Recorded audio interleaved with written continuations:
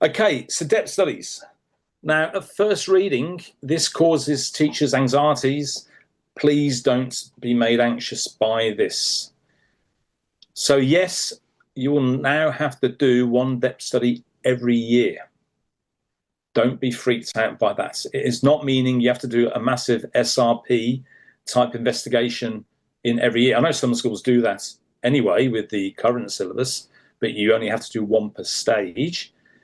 You have to do something that is labelled a depth study every year. But that now, this is essentially preparing students for stage 6. This is depth study light. And again, there's a lot of flexibility here. It's not onerous. So they're recommending 5 hours of class time rather than mandating. So you've got flexibility there. But again, it's that preparing for stage 6.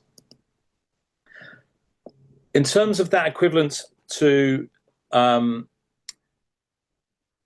current situation with one SRP per stage, you have to do at least one prac depth study per stage.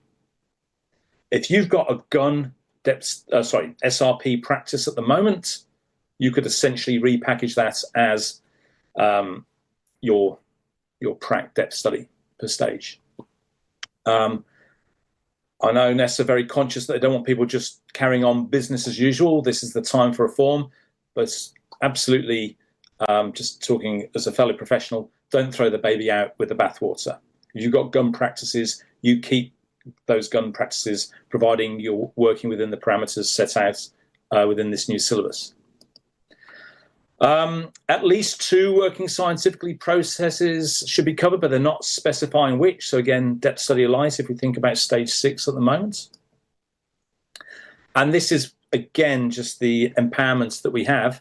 A depth study may include a prac or series of pracs, secondary source investigation or a series of, or presentation, research assignment, or fieldwork report. Now, if your assignments are a bit tired currently, which I would guess would be for some people, that just is the case, this is your perfect opportunity to revamp some of your assessments.